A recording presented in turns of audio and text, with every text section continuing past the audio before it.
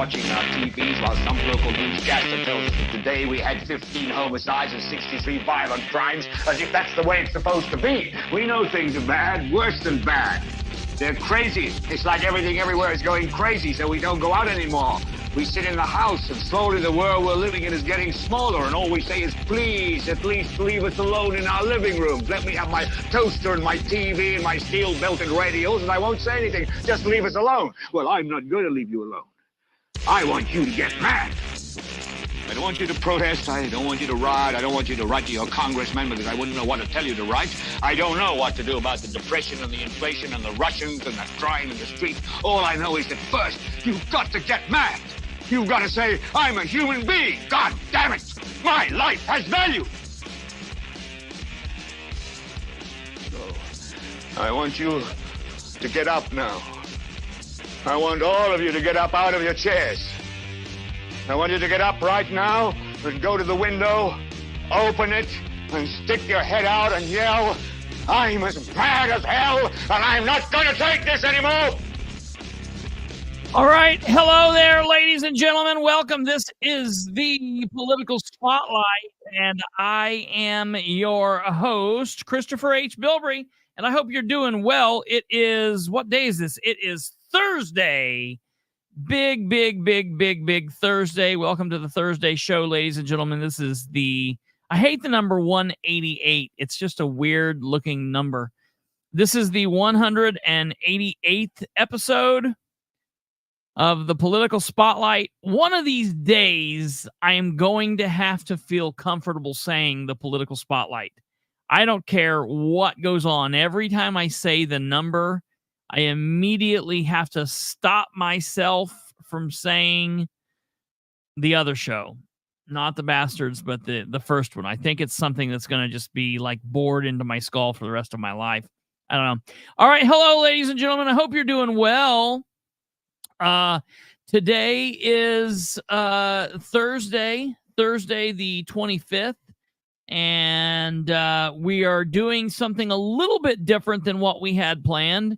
If you watched last night's show, if you watched the show before last night, I've told you for the last 2 days that we would more than likely be going over the Henry County, Indiana election primary 2024 primary election campaign finance reports.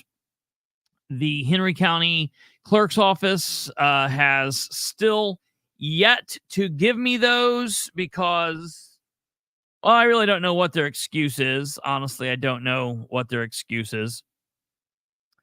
Some kind of excuse, some excuse, and I thought, all right, I'm not even going to worry about it. I was going to be mad. I was literally going to be mad. And then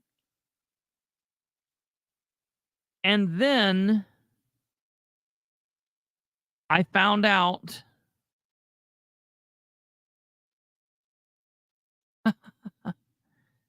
no, I don't think so, Lenny. I was going to be mad at Henry County, and then I found out, stop, relax, there's someone else to be more upset with. And that would be the city of Muncie. We're going to get into that. We're going to talk about why I'm upset with the city of Muncie. Most of you probably already know because you've read my rant post from earlier today. So we're going to be talking about that. Of course, we're going to be talking about this damned firehouse, this $8.7 million firehouse that they are just hell-bent on building. It's more than likely going to be more than $8.7 million. We've just got a lot to talk about, so we're going to get into all of that. Before we get there, though, ladies and gentlemen, I want to welcome you all to the show. Thank you for being here. I'm just now getting the comments on. Welcome, Stumblefoot, Lenny, Joe, Charlize is here, Kid Rock, Brenda Greider, Joe Tompkins, Eric, Rodney Vaughn, Jeff Hager, Julie, Steve, Alva. Hello, Alva. How you doing? I hope you're doing well. So here's the deal. We're going to be talking about the city of Muncie and what the Muncie city government is trying to do, what they're trying to pull.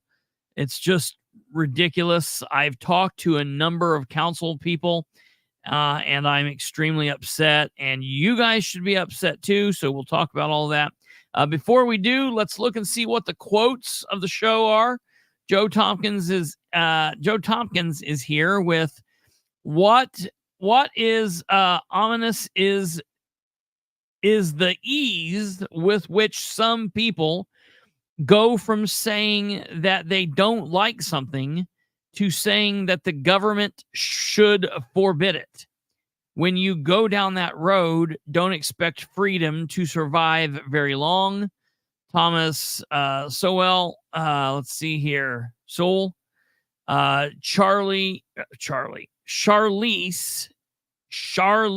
Jameson. That is a hard name to say. I don't know why. I've always got to like purposefully think about it. Charlize. It's like exotic. Charlize Jameson. I am oh, well, there's the quote from the movie we were just listening to. I'm as mad as hell and I'm not going to take it anymore. Absolutely, folks. It's gross. That's what's going on. There are the quotes of the show. Thank you for that. And let's get back here to the comments. So before we get going, as always, if you are here, if you're watching from YouTube and you have not already subscribed, please do so. Give us a subscription. It's free. It does not cost anything. All you got to do is click subscribe right there on YouTube. Once you do it, it's really easy. Then you can just click the bell. That way you get notified when we go live. Also, when we drop shorts and pictures and static videos and everything else that you can do on YouTube, you will be notified when we do that. Please then consider giving this video, this very video right here, a like. All you got to do is hit that thumb, give us a like. It's very, very, very, very easy. We would very much appreciate you smashing that like button for this show. And then if you're watching in real time, please comment in a live box over there, as you see a lot of people doing. We appreciate the more feedback you guys give us, the more comments we have, the more we can kind of go back and forth, and we really enjoy that. If you're not watching in real time, that's fine. You can still interact with the show. All you got to do is comment below and we will communicate with you. We do go back and read those comments, and I do randomly go in and talk to folks and communicate with folks. So please don't forget to do that. And then most importantly, please share the show with everyone you know. That is what we want you to do more than anything. All right. So, yeah. Oh, God. So a couple things. We're mostly going to be talking about Muncie tonight and what's going on in Muncie and what's happening with that. Ironically, and this is just really strange, Mike just asked a question. What happened to the deal with Josh and Lewis? And I happened to look up my case today. I'll talk to you about that in just a second and give you my thoughts on that. So I will give you a second and let you know. Rodney Vaughn, I appreciate you for being here, and I appreciate your comments. Rodney was messaging me a little bit before we went live, and Rodney says, can we, the taxpayers, get a breakdown of each nail being spent? The same firehouse was just built for half the price. And we know that because a few of our elected city councilors went to Fort Wayne. They walked through the firehouse. They took pictures of the firehouse, and they brought the evidence back to the citizens of Muncie. and they walked through this on the council during 2 council meetings ago. And the fire chief and the mayor and Greg Martz from GM Development, they all got up and poo-pooed that idea. No, shh, no. That's not what that looked like here. Please, focus on us. Listen to what we have. We need to build this fire station for $9 million. It's the best way. That's going to be the beacon of hope for the city of Muncie. Anybody that's ever Googles Muncie, that's what they're going to see first. No matter where you come into Muncie, we're going to route everybody to that fire station. That's going to be no longer is it Garfield or Ball State University or Bearcats. It's now, we are the Muncie, home of the Muncie fire stations. And we're going to look at that fire station. People are going to bow down to that fire station. You're going to have to get out your mats and face it up to whatever direction you're facing. You got to face towards Station 6. And, whenever the tones go off in that fire station, you've got to get out and give some kind of praise to that fire station. I've never heard people talk about a fire station the way that these people talk about this fire station. It is the end all be all to everything. It has ties to economic development, and it has ties to curing cancer, and it has ties to the housing crisis. And so, I mean, it's completely insane. Don't forget, it also ties into systemic racism. Oh, yes. Oh, listen. And that, my friends, is actually correct. If we build this fire station, Muncie will prove, number one, first and foremost, that it is not racist. And if we don't build the fire station, Muncie is racist.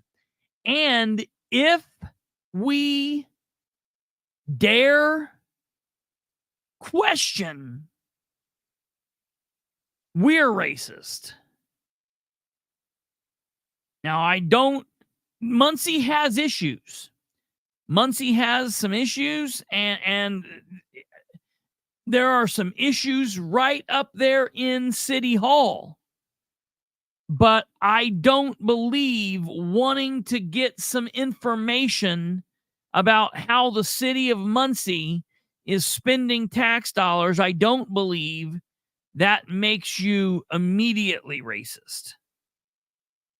I think they like to try to play that, and they like to try to play, what we've seen out of the city government in trying to do.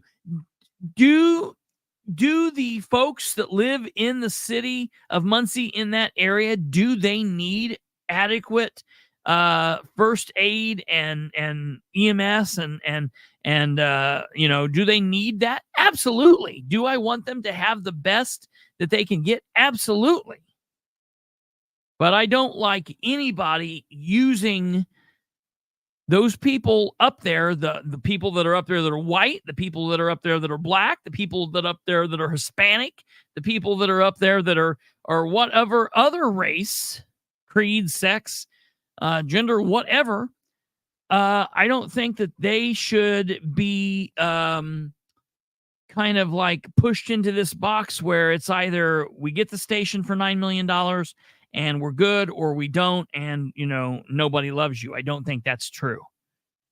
So we're going to talk about all that. Moreover, we're going to talk about what the elected officials' responsibility, what they are and what they aren't. We're going to be talking about that. But before we get there, I do want to answer these questions. Number one, to answer, whose question was it? Was it Mike's question?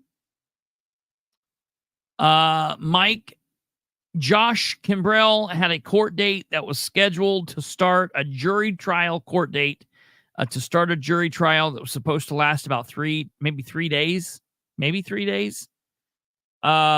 Was supposed to start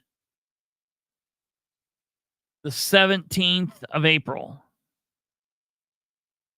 But that was continued because he did not take a plea bargain the week before. And so, because he didn't take a plea bargain the week before and the jury was scheduled the next week, they said, well, we need to continue this so the attorneys have enough time to prepare. They should have been preparing already. So I'm not happy about that.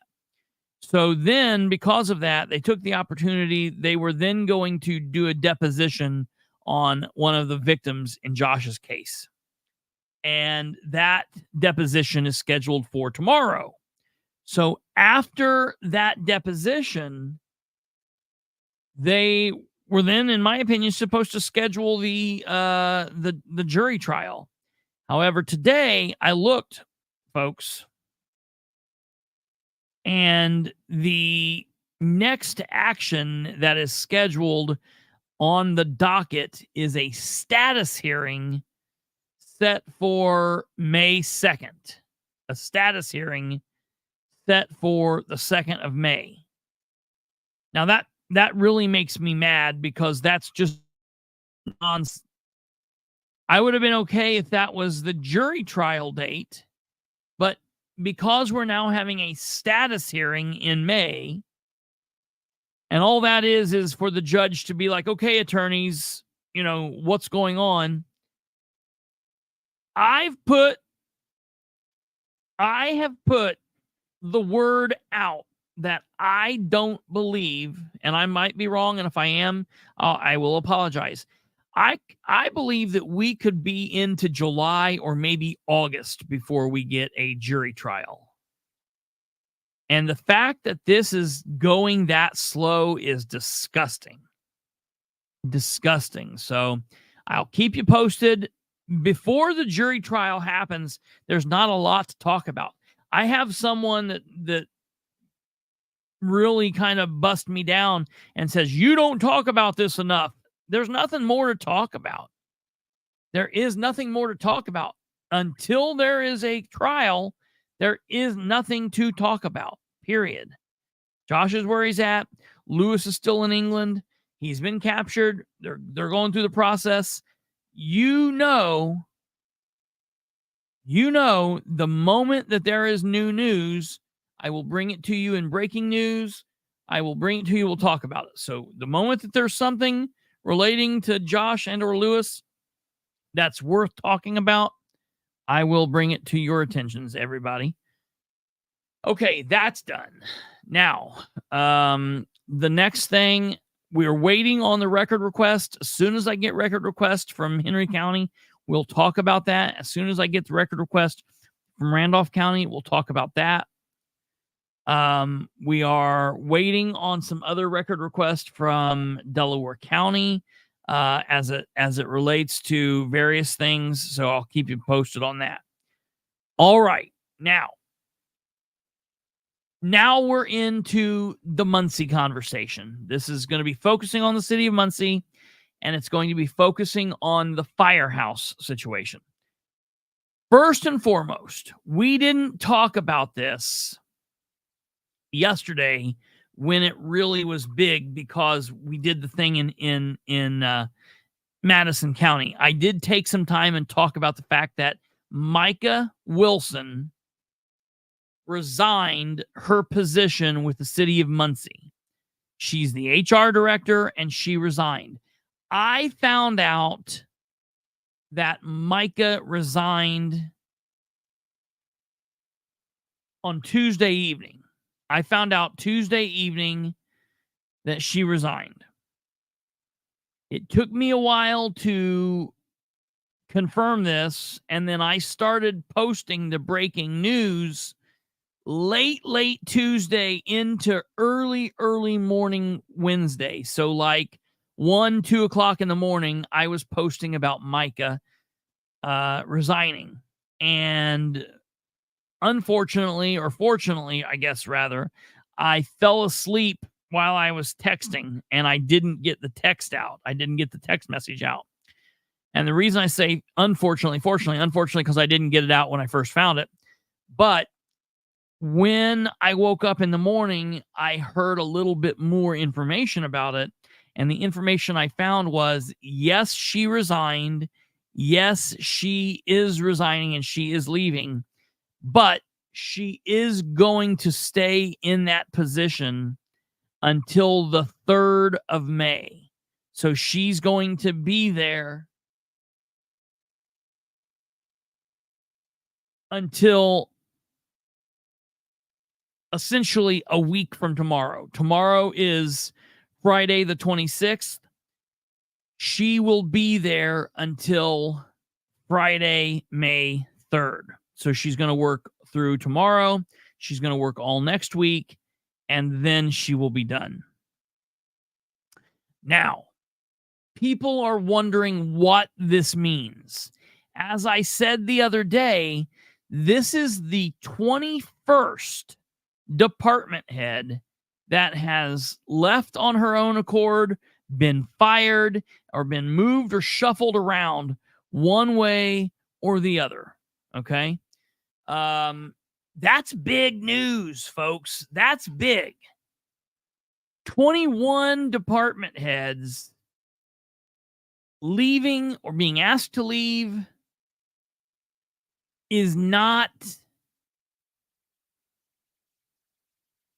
standard when you have government officials like this. All right. The reason is because when you're the mayor and you put people in place, I know that Dan kept saying, we're going to put only the best people in place. We're going to put only the best people in place. All right. Now we know, though, that Dan says one thing and he does something quite differently. So while he may have ran through interviews and made it look like he was interviewing people, okay, he was still, at least I think, trying to put people in these positions that he could trust and that would do what he wanted when he wanted and that he would be okay with. And when you've got the first 15 of those people leaving, stepping down, or being asked to leave, when the first 15 or 16 leave in the first year and a half, that's a problem. And we know that happened. How do we know that happened? All you've got to do is you go on Facebook and in the search bar, you type in my name, Christopher H. Bilbrey, and then you type in breaking news, and then you type in leaving the city of Muncie or department head city of Muncie, and you will find all of my postings that I posted, because I posted about every single one of these people. And you can basically see the dates and times of when this happened. I can tell you who they are.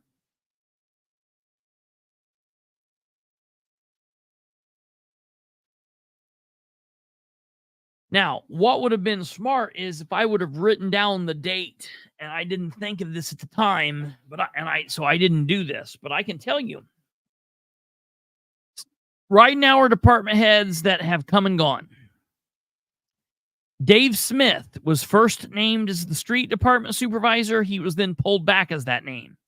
Dave Smith was then named as the Muncie Redevelopment Commission director, and then he left. All right, so that's two. Dave Miller was named as the Muncie fire chief, and then he left. Al Williams was named as the Muncie Fire Department deputy chief, and then he left. Trent Conway was named as the controller, and then he left. Tanya Hyatt was tapped as his replacement, and she lasted for 2 days. She then left. Jace Crehan was the communications director, and then he left. And Sandra Parks was put in his place, and then she left. And Corey Olenkamp was put in her place, and then he left. And Tony Sandelben was then named as the 4th communications director, and then he left. Nancy Larsons was the first HR director, and then she left. Brian Stevens Hotop was named as the city engineer / street superintendent, and then he left. Micah Wilson was named as the mayor's assistant, and then she was moved out of the mayor's assistant's position and into the HR director's position. And Ethan Browning was named as the animal shelter director, and then he left. Rachel Clark was unceremoniously screwed out of being the Muncie Fire Department EMS chief. Robert Mead was a fire chief, and he left. Ashley Wright was at Prairie Creek, and she left. Katie Wolf was then in the animal shelter, and she was asked to leave. Adam Leach was then the new city engineer, and now he is leaving and going to be a contract employee. Jerry Wise was named as a Muncie Board of Works member, and then he was asked to leave because he made a comment about old people. And then Micah Wilson, who was the new HR director, she left. That's 21 people. Of those 21 people, the first 15 or 16, 15 left within the first year and a half into Ridenhour's term as mayor. So he started on January 1st, 2020. These people were gone more or less by July of 2021, which is insane. All right. Micah Wilson, Adam Leach, and Katie Wolf are three people who have left just since the beginning of this year, this new term into this new year. Folks, that is not good for morale. I'm hearing that that City Hall is not a fun place to be. I've heard that since Ridenhour's been in office, but I'm hearing it from everybody. I'm hearing people are at each other's throats. People don't trust each other, and there's a lot of just chaos. All right. That's not good for the citizens of Muncie. That's not good for the Ridenhour administration. That's not good for anything. That's not how it should be. So,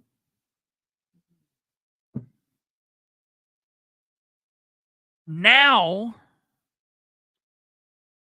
we come to the point where we're going to talk about the Muncie Fire Department and this new fire station. I'm going to say something that we've all heard, we're probably all sick of hearing, and I know I'm sick of saying it because it's beating a dead horse.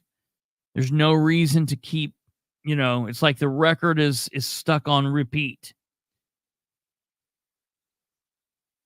Everybody likes firemen. No one is complaining about the Muncie Fire Department. Everyone's fine with them. Firemen are heroes if they're not cheating and if they're not doing drugs. Everybody wants them to have what they deserve. Yes, the Station 6 firehouse needs repairs. We need a new fire station.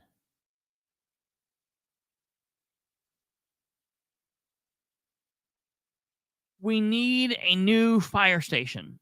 Everyone agrees. But this is very similar to when you're talking to your kid who's 15 and a half and they're standing there with their driver's learner's permit and they're telling you, oh, mom and dad, I want that brand new Jeep Wrangler. And we were like, that's $86,000 there, Johnny. I don't think so. We've got mom's 1992 Corolla that you can drive back here. Like that's going to be your first car. Now, look, obviously, I'm not trying to put the Muncie Fire Department in some beater. That's what they're currently in. But I don't think that we have to say, all right, it's all expenses paid. Nothing matters. Sky's the limit. Have at it. We need something that makes sense for the city of Muncie. And dropping the argument here is, okay, that people like I keep saying $9 million. And when we say that, they're like, no, it's not $9 million. You're talking about things that aren't true. You're spreading misinformation. It's 8.7 million. Okay, sorry. 8.7 million. Let's make that better. Like Kate just said here, I'm going to put this up on the screen. How about just taking bids? See, that's the whole deal here, okay? This is not going through the bid process because this was all opened up under the quote-unquote BOT process, the build, operate, transfer. And what that means, if in case you don't know, is we don't go through the standard process of taking bids and taking the lowest responsive bidder. That's not what we're doing.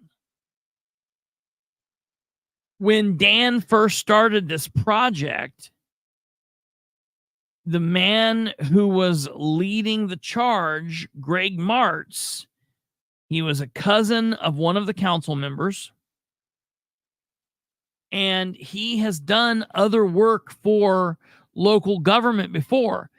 For all of you that maybe don't know or don't recall, Greg Martz and GM Development is the man and the company that helped the Delaware County Commissioners with their jail project when they moved the jail from downtown out to the Wilson Middle School building and turned the old Wilson Middle School, the new old Wilson Middle School, into the new Justice Center. Now, let me remind you, in case you haven't been following county government, the current Justice Center out on Tillotson, it's got all kinds of problems.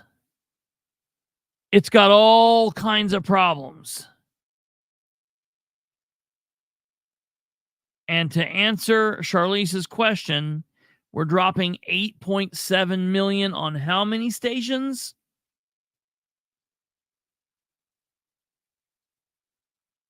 One single little station, one single station.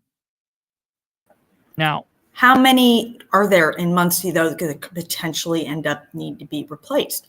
Because I think originally, were they talking about doing 3? There are currently in the city of Muncie 7 fire stations, and we could possibly do with one more. Like we have currently 7 stations, I believe. 1 downtown, 2 Madison, 2 is Hackley and 12th Street. 3 is Shedtown. Thought that was a spider. It was my thing. 4 is over on Mock. 5 is... Yeah, we've got 7. We've got 7. And honestly, I would say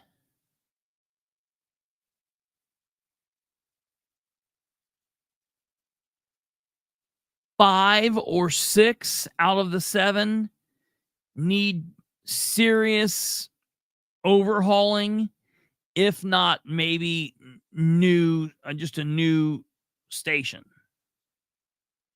Now, when they first started talking about this,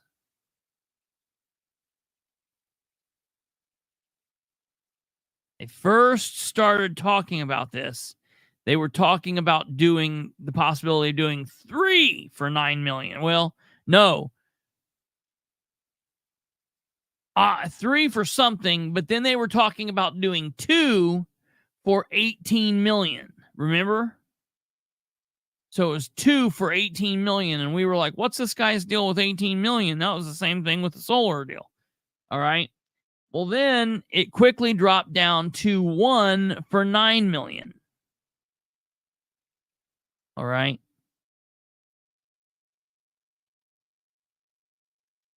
Here's the thing. Here's the problem with this.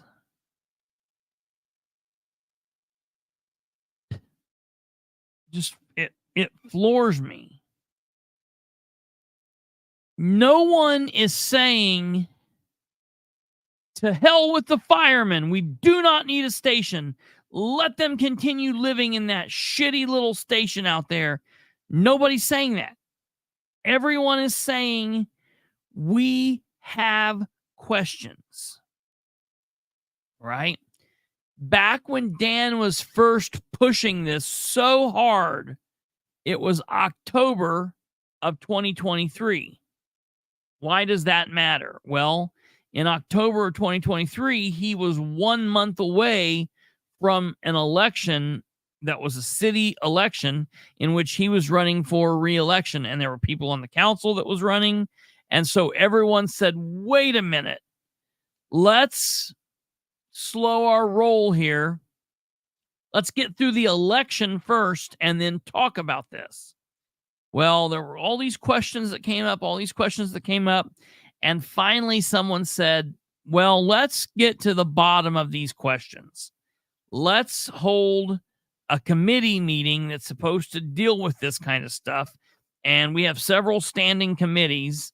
The committee that was supposed to deal with this was the Public Works Committee. And that's made up of 3 council members that can kind of have an informal little meeting, get some information, and then take it back to the council as a whole.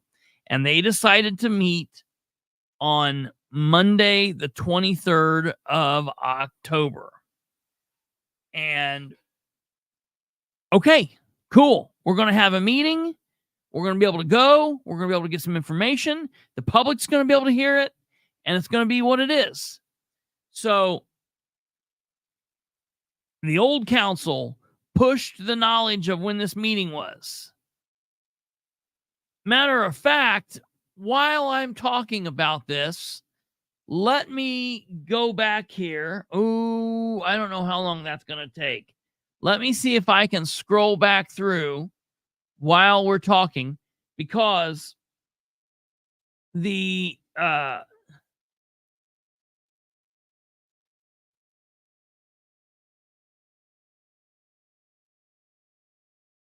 old council and the city of Muncie said, all right, you guys want some questions? You guys want some questions answered? Let's hold a meeting. So they called for the Public Works Committee to hold a meeting, and it was going to be started like 6 o'clock on Monday, October 23rd. I pushed the meeting. I let people know when it's going to be, where they can find the recording of it, yada, yada, yada. And we think everything's normal. I attend that meeting, and I get to the meeting, and the very first thing that I notice is, man, there's not very many people here. There's just not many people here at all. All right. And so I hated seeing that, because I knew that meant that there was going to have to be a lot of people that relied on the live streaming video. And I pull up my phone to look at the comments. I didn't even look in the room behind me. And I was like, wait a minute, where's this meeting at? Where's the meeting at? I start reaching out to Kate, because Kate's back at the studio getting ready to share the meeting. And I'm like, what's going on? What's going on? Finally, I look back behind me and I realize, wait a minute, Slusher's not in his room. The light's off. So I'm like, wait, where is this meeting at? Why is this meeting not being live streamed? And I was told, well, it's not going to be whatever. And I was like, this is bullshit. We need to be live streaming this for all of the people that aren't here. I mean, that's just common sense. So the meeting goes on. I run out to my car. I get my tripod. I wasn't prepared to live stream. I didn't have my good microphones, and I do my best to try to live stream it from the meeting, from the middle of the meeting forward with my phone. And I did an okay job, but it wasn't the best that I would like. Okay. So that then made me question where was the screw up here? Who dropped the ball? Why did the city of Muncie not live stream this committee meeting when they've live streamed every other committee meeting that there has been? Why did they not do this meeting? Is it because of what we're talking about? They don't want people to see. They don't want a lot of eyes on this. Okay. And it caused a lot of chaos. So then we jump forward in time. November, December, January, February, March. This meeting, this topic, this money for this firehouse has been talked about and talked about and talked about. And people have had questions and more questions, and they've asked questions, and they've got some questions answered, and it's raised other questions. This has been a controversial topic. But one of the things that everybody kept wanting was the second public works meeting. We kept saying, you guys promised us that you would hold a second public works meeting. But now here we are into March, and we've still not had that. The first meeting was held on the 23rd of October. Why have we not had that meeting? Nobody says anything. They just look at you like you're dumb for asking that question. You know, it's gross. So we go forward, and it's just chaos. Then April 1st comes. April 1st was the first Monday of the month of April. The Muncie City Council meeting had a meeting. Kate was out of town. I didn't feel like going to the meeting. I was like, you know what? I'll stay at home. I'll run the machine. I'll get it started. I at least I can watch it live stream, so I'm not going to be missing anything. Well, lo and behold, they didn't live stream the entirety of the council meeting. And man, did that open up a can of worms. The city of Muncie stepped in it, and everybody was letting them have it. And it was tough. Well, they found out, wait a minute, one of the deputy clerks in the clerk's office live recorded the meeting to her laptop so she could do the minutes of the meeting.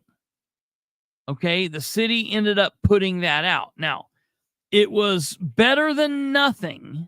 It was better than nothing, but it wasn't the best. Okay.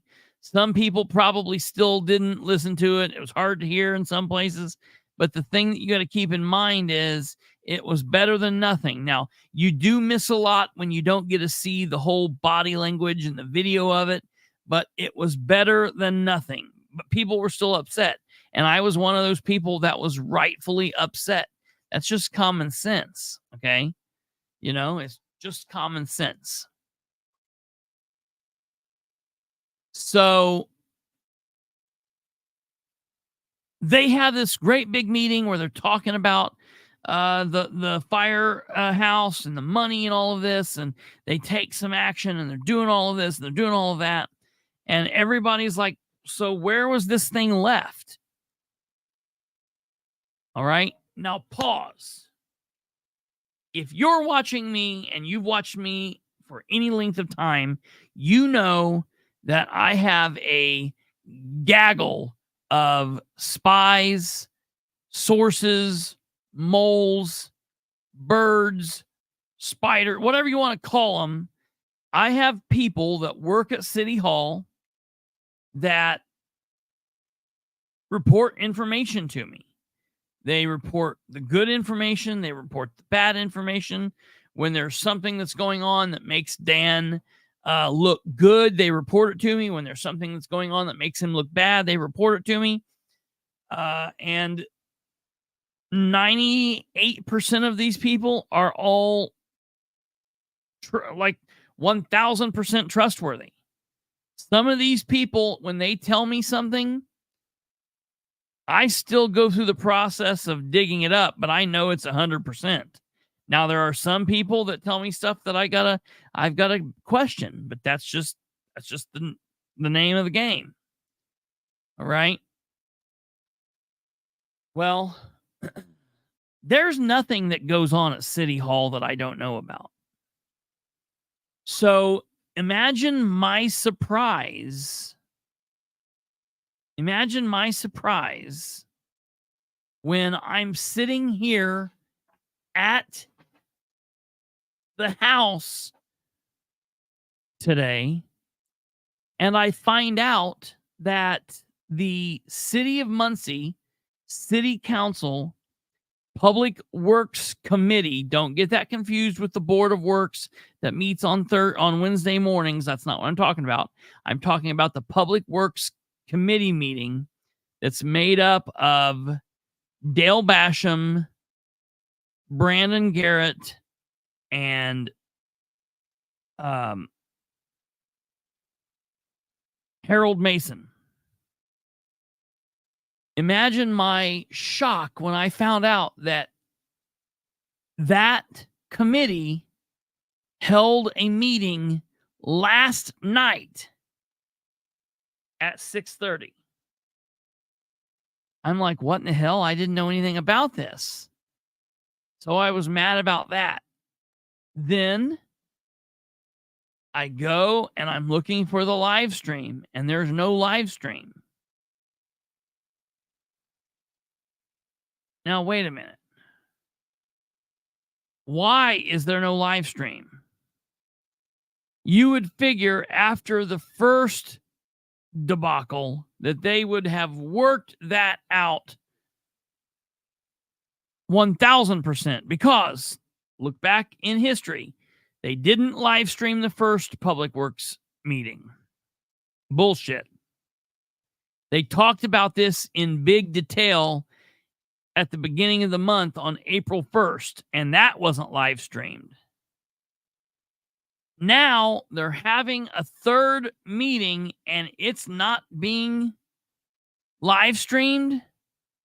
Then I get to thinking, well, wait a minute. Not only is it not live streamed, but I don't think I even knew about this. What's going on? And I get to doing research and reaching out to people. And lo and behold, I hadn't heard anything about this.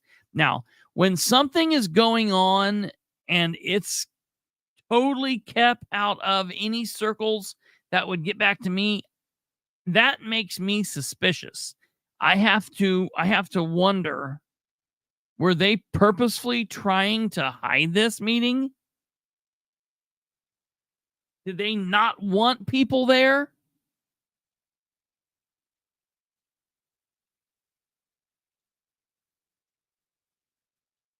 So I send out an email to Ridenauer, to other people in his administration, and to the 9 council members. And I said,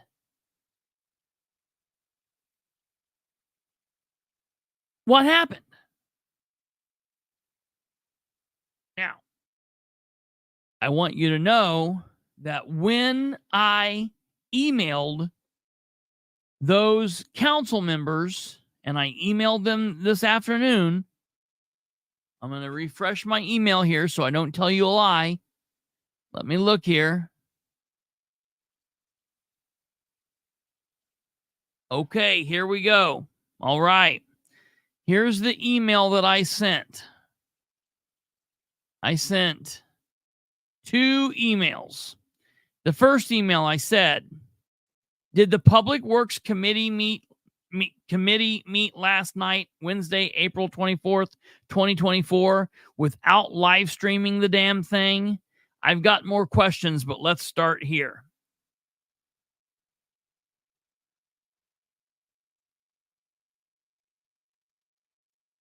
I then sent an email that said, Councilors Powell and Gullion, Were either of you in attendance for last night's committee meeting? Because I know that they have been very vocal. And then I hadn't heard anything back. I hadn't heard anything back from them, from anybody.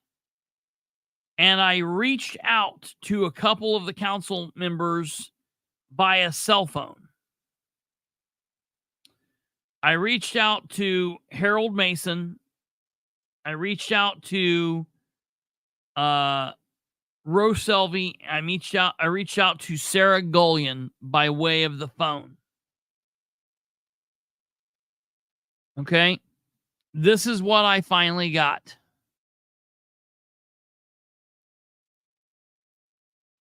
I got an email back from Nora, District 2. Nora said, the Public Works Committee met yesterday evening pertaining to Ordinance 3-24. All 9 council persons were either on the committee or in attendance. Okay.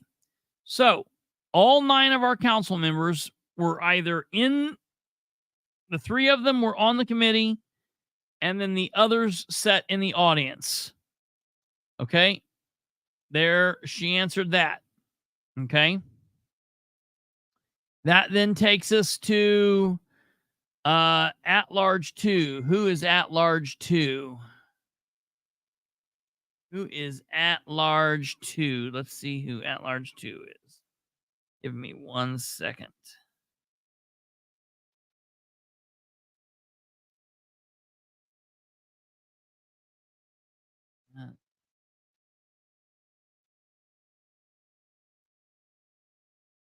Okay, Rose Selvey. Rose Selvey's at large 2. Rose Selvey said, there was a meeting, but no live streaming. Well, no shit. Okay. That then takes us to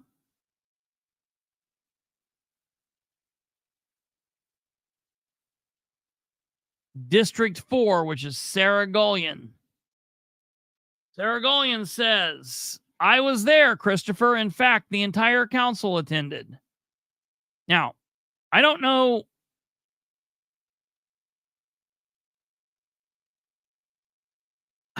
I don't know what.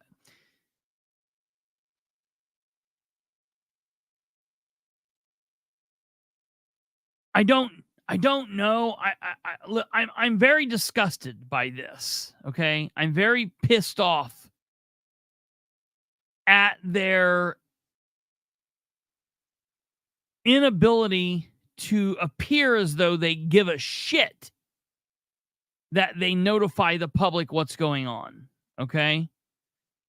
Let me show you what this message looks like. And then you tell me, maybe I'm reading into Sarah's message here, and I need to talk to her because I've emailed, I've also texted her, and she's not responded that way. So I'm going to be honest. This council has not been a council that has been easy to talk about, to talk to. They've not been easy to text. They've not been easy to email. Okay? The last council, no problems. This would not have happened under the last council. Period. That's all there is. This would not have happened. So she says, this is what Sarah says.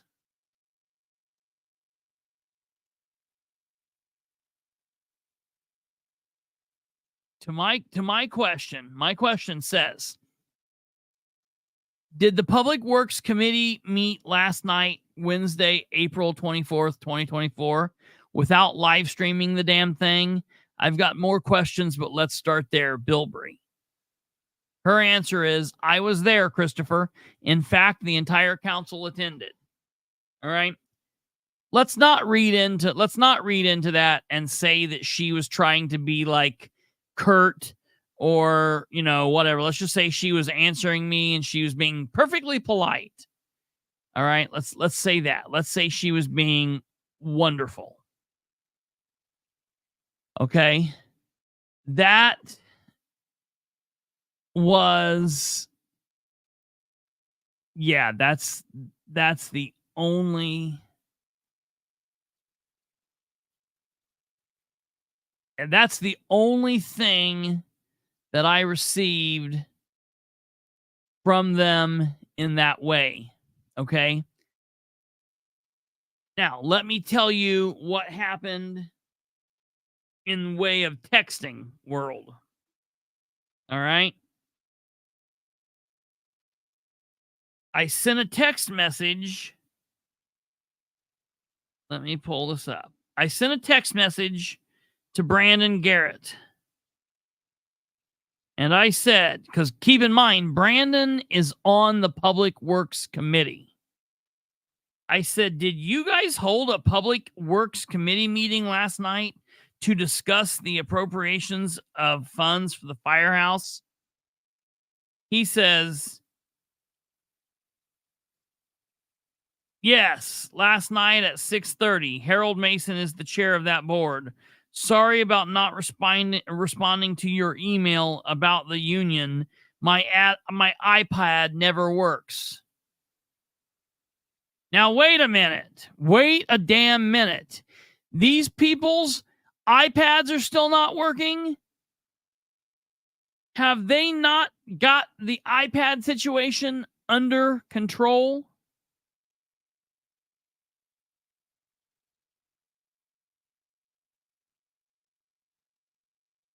Well, okay. I'll come back and because Kate said, did they announce this at the council meeting that they didn't live stream? No, they did not. And I'll tell you, I'll talk to you about that in a second.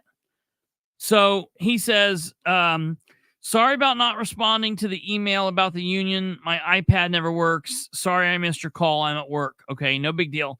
He's already answered my question. Yeah, we had a meeting last night. Mason's the chair. Okay. Now that's one of the committee members I talked to, Brandon Garrett. Now I want to talk to Dale Basham and Harold Mason. So I text Dale Basham.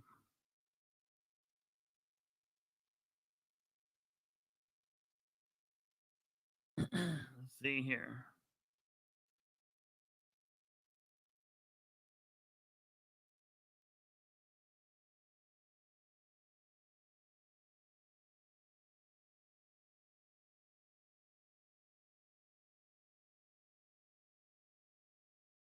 Okay.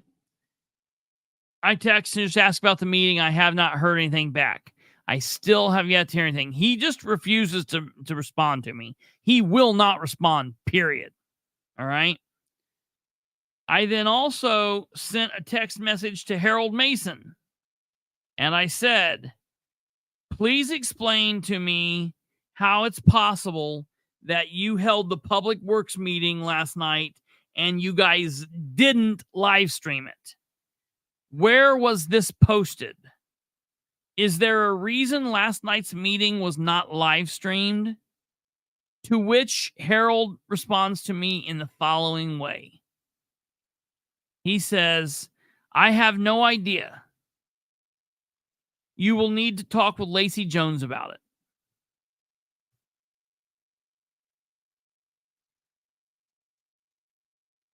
Oh, I'm sorry. Yeah, that's right. You mean Lacey Jones, the elected official, the other elected official, the elected official who's a public servant, Lacey? Oh, wait, what? Lacey Jones isn't a public servant? Lacey Jones isn't an elected official?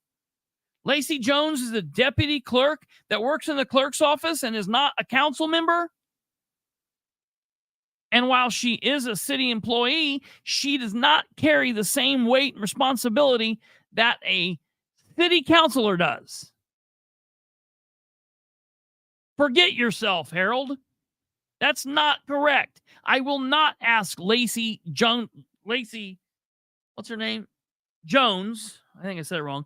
I will not ask Lacey about your responsibility and the council's responsibility and Ridenhour's responsibility. I will not do that.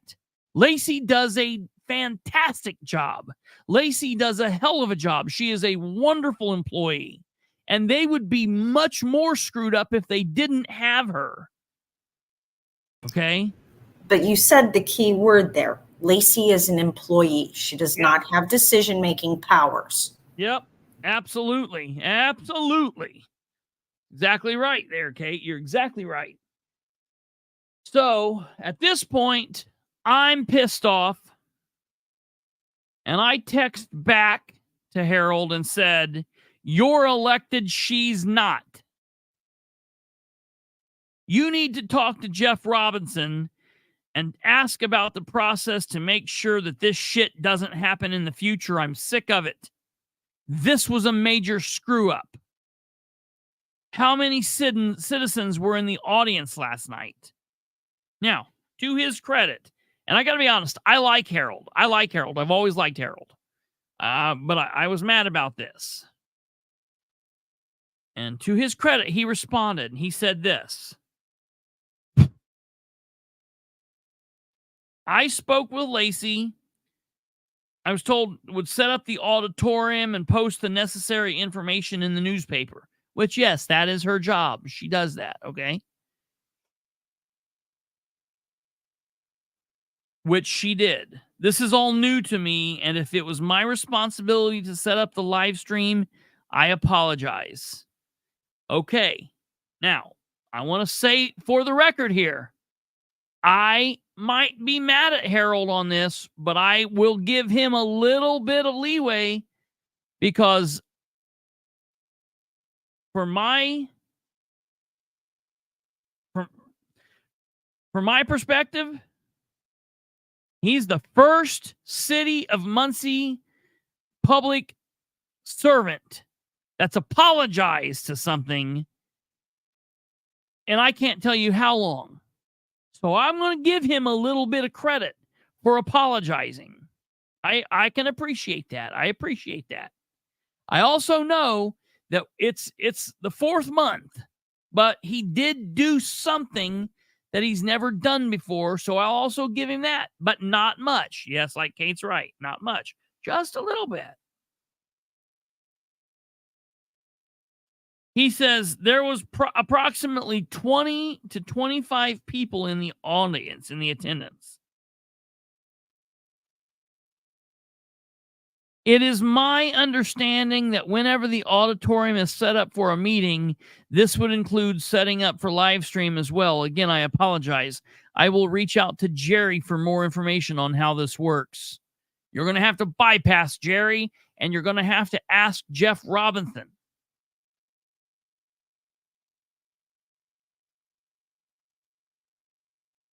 All right, so that was Harold. Okay. Rose Selvey then responded to me. Rose Selvey wanted to talk to me because she wanted to take up for Harold. And she said, "Harold, I don't think Harold did anything wrong. Keep in mind, Rose Selvey is a council person, but she was in the audience. She's not on this committee. However, she was the chair of the committee when they made this screw up last time in October." And I said, "Ro, it is your all's fault because at the end of the day, the buck stops with you. And when something is going on and it's not the way it's supposed to be, we are dependent on you all to do what you can to fix the issue." That would be like being like, "Well, I'm going to go to eat at Wendy's tonight," and you pull into Wendy's and they're closed. So you're like, "All right, well, I'm just never going to eat again in my life." No, you take steps to figure it out. Yes, Alva, Brandon's been around long enough to know better. And I'm telling you, I like Brandon too. But it's about time for them to all get with it. It's time for them to get their head together and to figure this out. And if they can't, they need to exit stage left, man.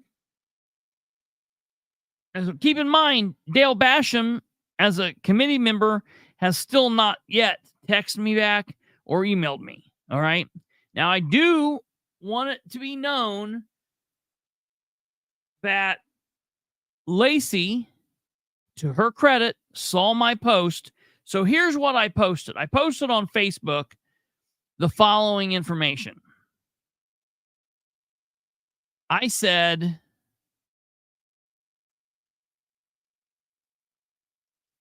here's a serious question I have for those of you that pay attention to politics in Muncie. Who in the hell knew that the City Council's Public Works Committee held the long-awaited second meeting concerning the $8.7 million firehouse project last night, Wednesday, April 24th at 6:30 p.m.? Did anybody know? Anyone? Oh, and guess what? They didn't even live stream the damn meeting. Can you believe that? Of course you can.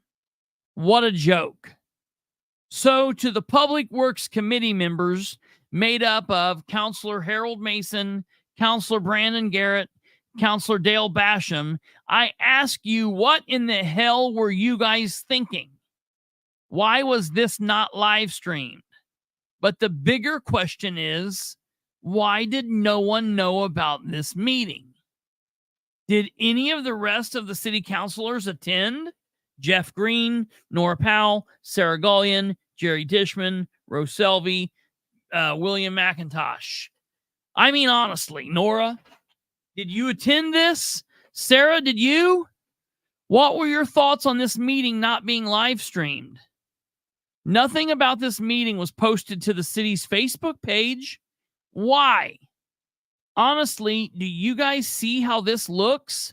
Mayor Dan, you're the one pushing this damn thing. Don't you care about trying to win the public over at all? Do you understand what this looks like? Do you give a shit? Do any of you truly care? I mean, honestly, the answer is no, right? It has to be no. None of you truly care. None of you care about what it looks like. Seriously, this is a bunch of horse shit. And honestly, you guys are going to have to eat it. You created this, so you're going to have to eat it for a while. It might not be fun, and you might think that I'm making a mountain out of a molehill, but let me tell you, if you wouldn't give me the shit to pile up, I wouldn't have it to pile up. More importantly, let me ask you, who asked questions to last night's meeting? What questions were asked? Who answered the questions? What about the public's questions? What about my 6 questions that I've been waiting on to ask?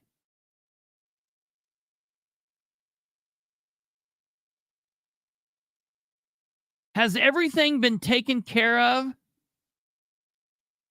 Are all the answers given? I mean, the citizens' questions haven't been answered. This just goes to show complete lack of common sense on behalf of everyone of the elected officials. This is so infuriating.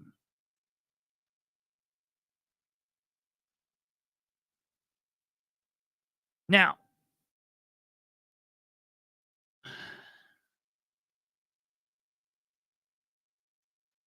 I've got to be honest.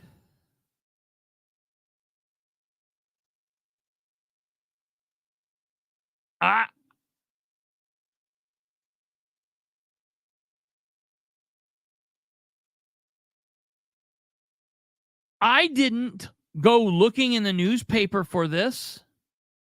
I didn't go to the city hall in the last couple days and look to see if it was posted. We all know in the state of Indiana, in order to have a public meeting, they have to at least notify you 48 hours or more. Okay? So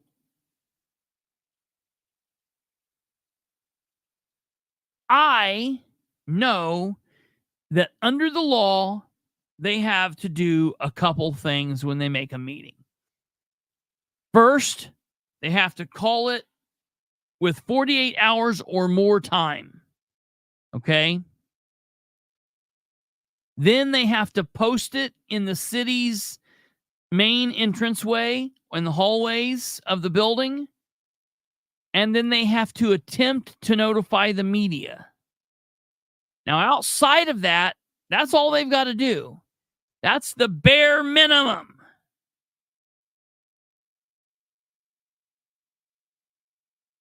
The old city council, the one that Jeff was president of, they would have each posted this on their social media, 3 or 4 of them. And let me tell you this, council member, let me tell you this.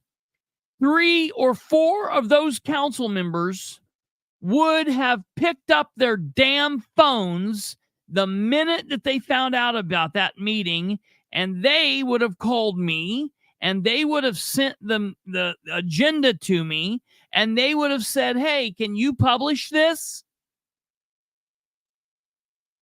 And I would have gladly, and I would have known about it, and we would know, and we could be a part of the meeting, and citizens would know.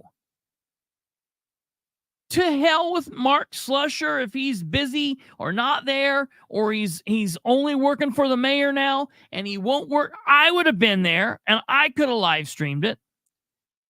There's no reason that just because we've got a new council that we can't have some kind of an agreement where this council will do the same thing and notify me when there's things like this so I can put this out there.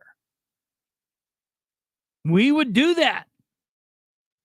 I'm on the city of Muncie's Facebook press release information. All right. Like, there's no reason. Why would the communications director? Well, I'll tell you exactly why. Because the communications director works for the city of Muncie. That's not the council. That's the administration. And so they're not going to do anything because, look, they didn't post anything. They did not post this out there. They did not post this. This was not on the city of Muncie's Facebook page. Why? Doesn't that seem strange?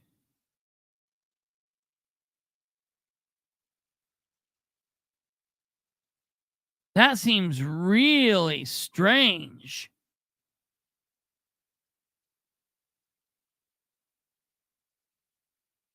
Let me go back through and look at something here real quick.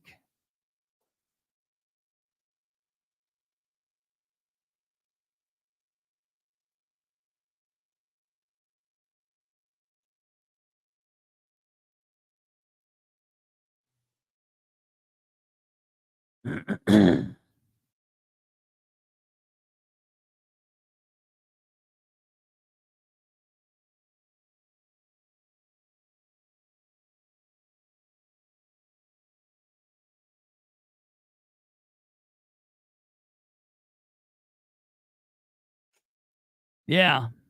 I'm not seeing that there's nothing on the city's page.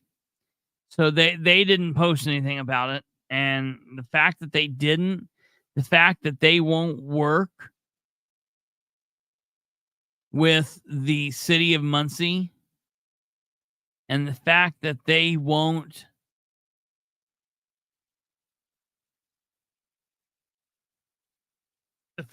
wouldn't notify the citizens of this meeting is disgusting, because they're the ones pushing this. So Lacey reached out to me. Lacey said, and in all fairness, and I respect Lacey for this, Lacey reached out and said that she published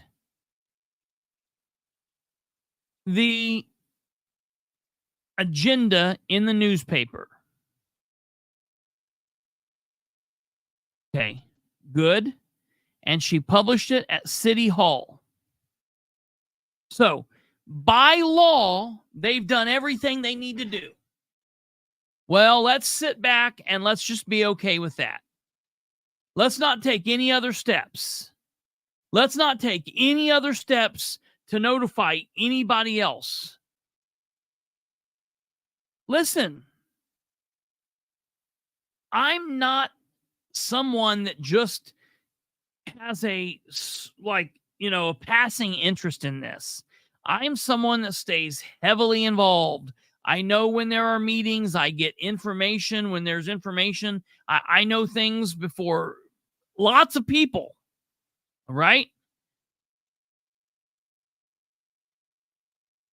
Sometimes I get busy. I don't always make it up to City Hall every day to look and say, whoa, is there anything extra posted? Let me see if there's anything in there posted in the doorway. All right. And on the newspaper, I don't always read down through the newspaper. You know how much the newspaper is different today than it was 10, 15 years ago, 20 years ago? The paper is so difficult to navigate, look back through. You'll find stuff, you can't find stuff.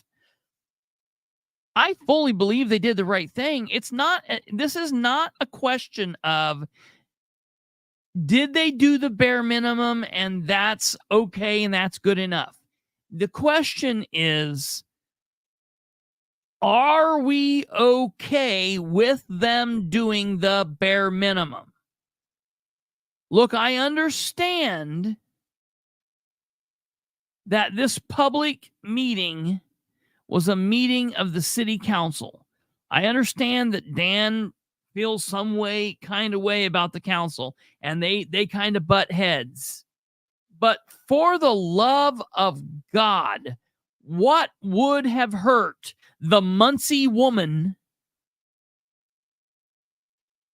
to screenshot the agenda and to publish it on the city's page out of all of the stupid shit that Shireen Wagley and the Muncie woman and whoever else posted in the last year to get Dan elected? They couldn't just take 10 seconds out of their busy lives to screenshot something important like this and notify the public?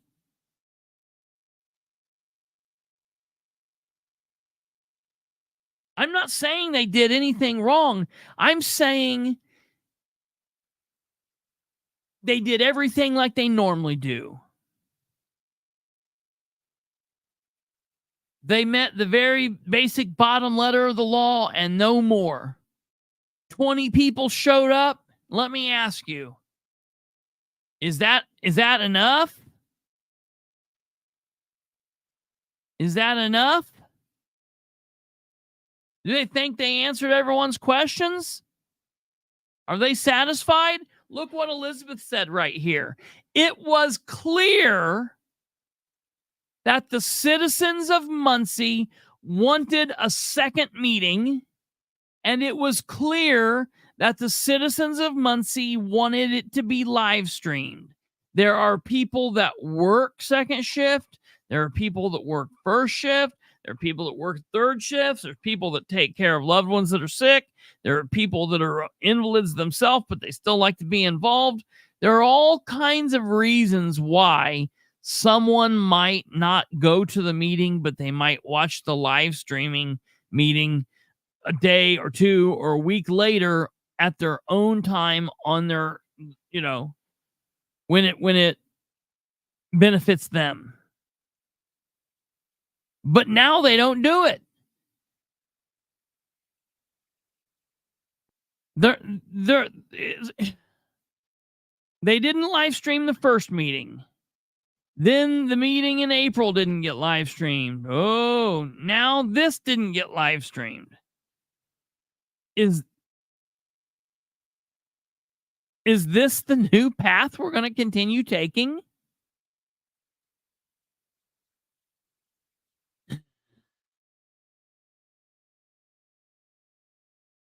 Why would Brandon Garrett not post this on his social media? Why would Harold Mason not post this? Why would Dale Basham not post this on their social media? Why are there council members that refuse to use their text messages? They refuse to use their emails. They refuse to respond, to not just me, but to others. I mean, you feel like you're going to be on the council for a 4-year term and not talk to any citizens?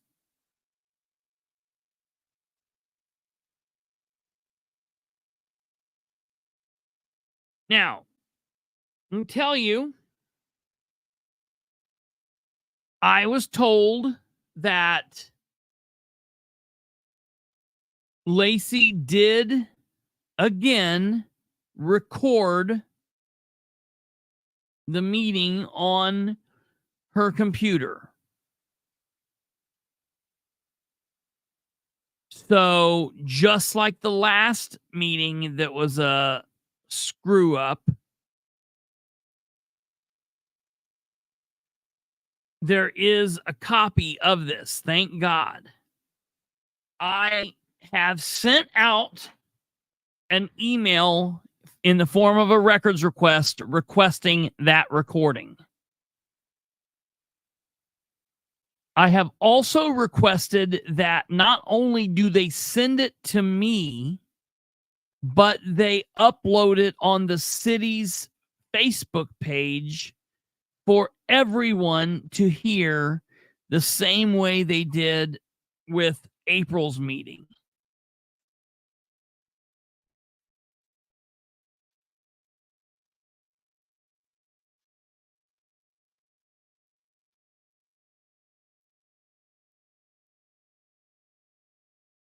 And you'll have people that'll just not understand what Bilbrey's griping about.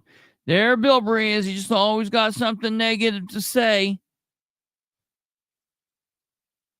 Keep in mind, we're talking about $8.7 million on one firehouse.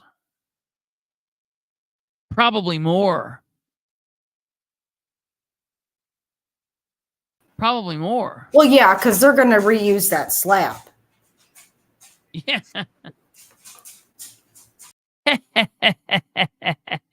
There's a throwback. And you know what? They would probably say something stupid like that because they're not even going to be building it on the other one.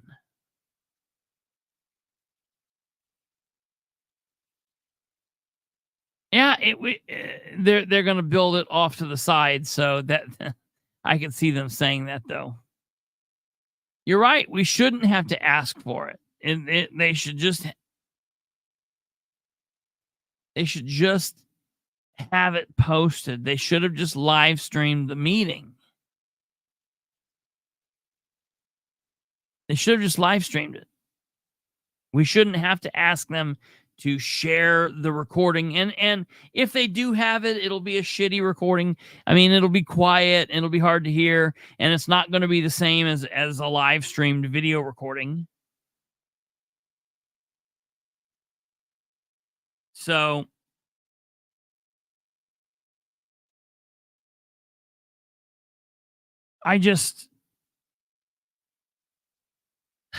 it's only April.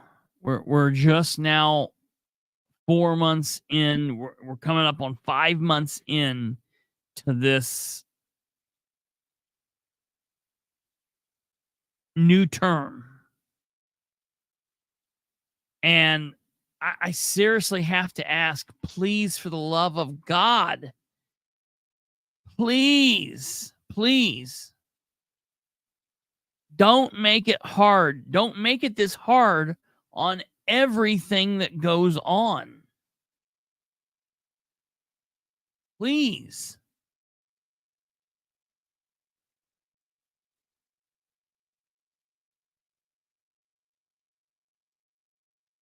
If they're telling the truth and there were 25 people in attendance in the audience, was public comment allowed? I don't know. It should have been, because I'll tell you, it was a public committee, and it should have been set up the same way the last one was, which should have been, the public should have been allotted to ask questions, and they should have been able to get answers, so that's how it should have been. I don't know if that's how it was. I'm just saying that's how it should have been. But who knows? I guess we won't know until we either get the minutes or get the recording, or get the recording and the minutes. I'm just saying, like, I don't want this to be that big a struggle. We shouldn't be discussing the ins and outs of making a peaceful meeting process, this far into it. We should be arguing like, policy things at this point, but we're still trying to get you guys to just let us into the freaking rooms. Let us have a seat at the table.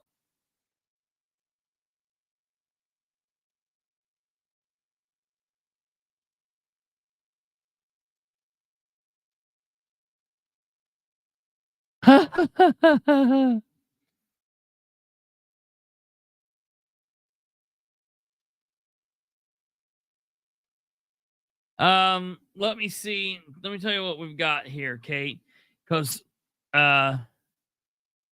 Lacey sent me public notices 419, public notice. The Public Works Committee of the Muncie Common Council will hold a public meeting on Wednesday, April 24th, 2024 at 6:30 p.m. in the City Hall Auditorium located at 300 North High Street, Muncie, Indiana. The topic of this discussion will be the Ordinance 3-24, which is an appropriation ordinance of the City of Muncie, Indiana, $8.7 million construction of new fire station number 6. So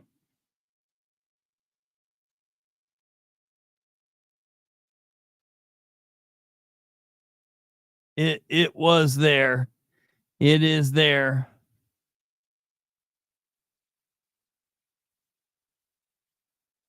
And again,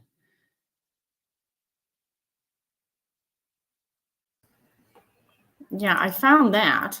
That was posted as a document from the 17th. I just can't find it in the Star Press. But they're saying the 19th. Where was that posted? That's in the Muncie Docs. Okay, yeah. Or under the, I don't remember. It was somewhere in the City of Muncie pile of shit. Okay. So, yeah. It says public notices 419. So I was looking on the wrong days. I looked on the 17th and 18th because it was dated on the thing as the 17th. Wah, wah. Public notices.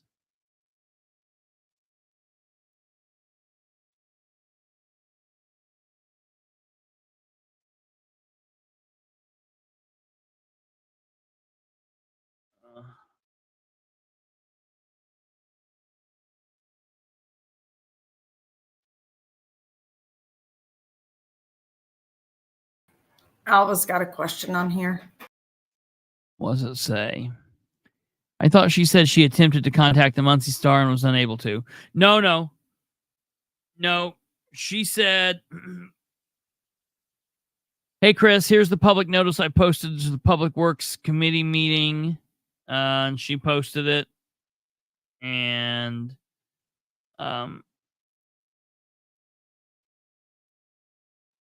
said as well, I'm not going to read that.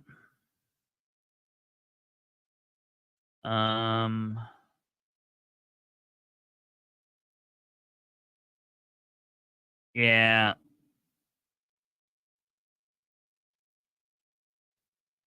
Yeah, I'm not going to read that.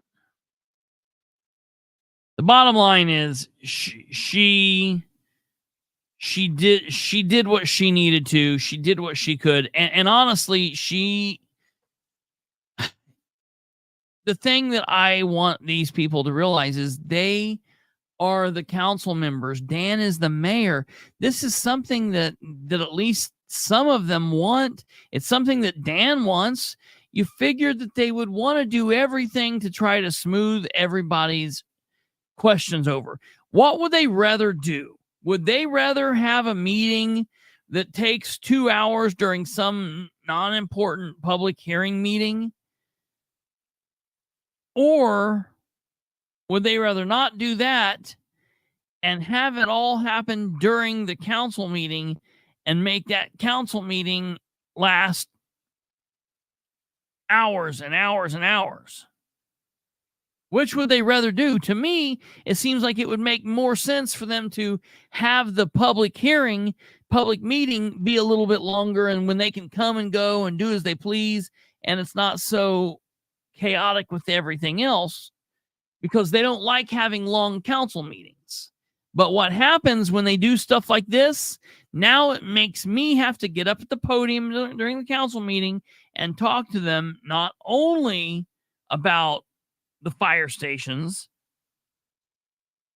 and the $8.7 million and this and that, but and everything else. But now I'm going to get up and I'm going to ask questions about why they're not doing their jobs. I'm going to ask questions about why their emails still are not working, why they don't have tablets, why they won't answer their damn phones. And I'm going to tell them, and I'm going to tell them from now until they actually do it or they resign, that they need to start doing their job, which entails answering citizens, talking to citizens, and when they come up to a problem and something is screwed up, they need to fix the damn problem. If they get to a problem, like I was talking to one of them today, and I'm not going to say who, but I've talked to a couple council members today. If you get to the meeting and you think, well, I've told Shireen Wegley, and I thought Shireen Wegley was going to have Mark Slusher be here, and he's not here, and we're getting ready to go, live here in a few minutes. Pull out your phone and live stream the damn meeting yourself, like Rebecca Crooms does. I found it. Here, she found it. Yeah, that's it. On the 19th. Yeah, that's there. That's the whole thing. Yep, that's it. So that's an inch in the newspaper. You're supposed to find it, but we posted it. Yeah. So what about the people that don't take the newspaper? What about the people that don't go up to City Hall? I'm up at City Hall regularly. I haven't been up there in 2 weeks. What about the people that are blocked from the Star Press's Facebook page? What about the people that are blocked? Yeah, right. Right. That's a good question. I told Lacey, I said, I guess I'm going to have to start adding a drive-by at City Hall now every day at like 3:30 to get out and go up and make sure that nothing has been posted. What's wrong with our elected officials meeting us where we are? Some smartass is going to say, well, what's Bilbrey expect? Them to call every citizen personally and tell them? No. Why don't you post it on social media? If the city of Muncie posted on their social media, and Nora Powell posted on her social media, and Sarah Gullion posted on her social media, and, 2 more council members posted. I don't know why all of them couldn't. But, if 3 or 4 council members plus the city of Muncie plus Dan Ridenhour would post it, they would have a better chance of meeting the public where they were, rather than saying, well, we put it on the inside of the door and we sent it to the newspaper and it ran one day, an inch length.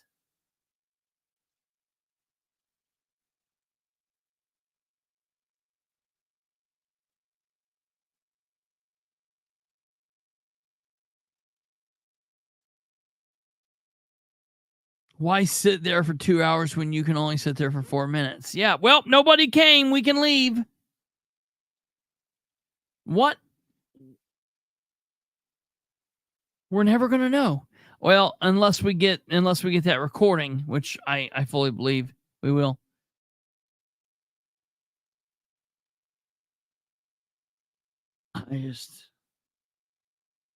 That's my rant, folks. That's it. That's all of it. I have nothing else to say. I'm pissed off. It's ridiculous that they are this uncaring, that they don't care, that they just don't care about the job they have. They don't care about the duty they have. They literally think that what they're doing is once a month and a couple phone calls throughout the month, and hey, we're good. I just have a problem with that. And reaching out to like Nora and Sarah, listen, I'm gonna be honest. I'm not a fan of Nora, but I'll tell you, I'm willing to let bygones be bygones if she'll do her damn job and understand that I'm going to do mine. And mine is asking her questions and calling her out if she's doing wrong. Now, I think it's very possible that she could be someone, at least on a very small scale, someone that I would ask questions of or believe that I could go to, because I don't think that she's going to put up with nonsense, because in time she's going to be working on taking the mayor down because she will want his seat. So it's almost like the enemy of my enemy is my friend. So I reached out to Nora and to Sarah because I know that these two women have been very vocal about this. I know they care about it. And then when I get a response back from Sarah like I did, I just don't know what to think of it.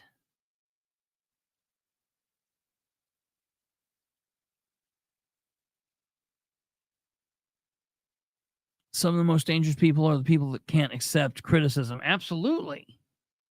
Absolutely.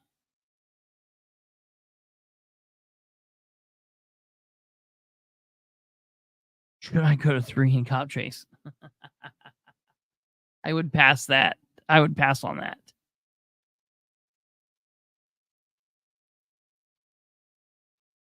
All right there, folks. That's all we've got. It is what it is. And I'm going to be demanding more of this. And listen, they're going to get tired of hearing about this, but they get to eat this shit. They created it.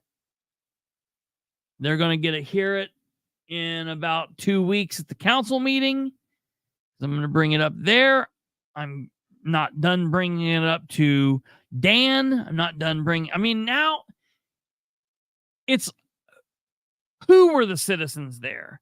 It's like now they've like done something behind our backs, and we'll never, unless this recording of Lacey's works, which hopefully it does, and that will be a good thing to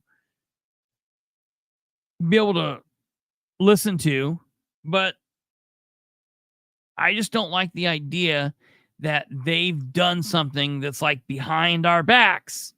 And now all this does is it creates more questions, and it creates the distrust. It creates the, perception is reality. The perception is that they're purposefully trying to hide things and do away with things and not do things the right way. That's the perception.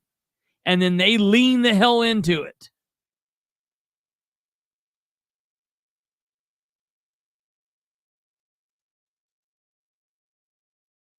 "17 citizens attended. 25 citizens attended. 17 of them were firemen."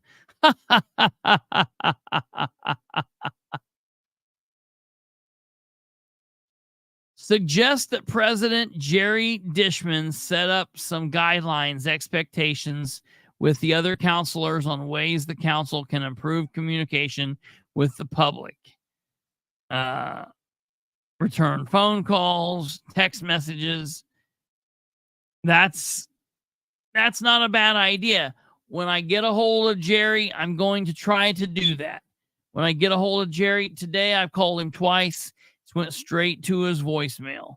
Each time it goes right on it. I don't know if he's side buttoning me and sending it there or what, but today it sounded like the phone was just dead. And that's fine, whatever. Maybe he'll call me back. Maybe he won't. I left a message. Maybe he doesn't know how to do that. The other counselors don't know how to get emails. So, it wouldn't surprise me if he doesn't know how to check his answering machine or his text messages. I don't know. I can only go off what they're showing me, and they're not showing me very much. All right, ladies and gentlemen, that's going to do it. Before we leave, I want to tell you one other thing. It's kind of a bad time for the personnel director to leave, because I'm going to be sending some record requests in, but I got a big investigation for the city of Muncie that I'm going to be looking into here in the near future, and that is something called Greenlight Resources LLC. If anybody in the city of Muncie's heard of that, Greenlight Resources LLC, and it's connected to one Dustin Clark, if that name rings a bell. Dustin Clark, and some kind of questionable activity going on. So we'll be looking into that, folks. I'm putting this out there. If anyone has any information as it pertains to Greenlight Resources LLC, to Dustin Clark, Delaney, Fritch, and that's it. That's the names. Greenlight Resources, Dustin Clark, and Delaney Fritch. And it's pertaining to the 1,000 Trees program, ground maintenance, and a forestry grant, and all of that. So I'm going to be looking into this. If there's anybody out there that has other information pertaining to this, please don't hesitate to reach out and get a hold of me. You can find me on social media and other platforms. You can also email me. You can call me, do all of that stuff. And we will get back in touch with you. We have a lot other information as far as the campaign finance from Henry County, the campaign finance from Randolph County. Tonight is Thursday. I was going to say, yeah, we'll be on tomorrow. Because I hope that we will have records from one of those two counties. So we'll be on and we'll go through that. So be back here tomorrow at 9 p.m. and we'll do it all again. Then more than likely we'll be off Saturday, and then we'll turn it around on Sunday. You guys have a great Friday. kick off the weekend. Be safe, be sound, be smart. Don't do anything I wouldn't do. Before you leave, go over here and tickle the like button. Add your subscription there if you haven't already. That will help us out. And be sure to check the bell and then share the show with everyone you know. You guys have been fantastic. Thank you for everything. And we will see you all back here at 9 p.m. tomorrow. And we'll go from there. You guys take care. Have a good evening. God bless each and every one of you. Goodbye.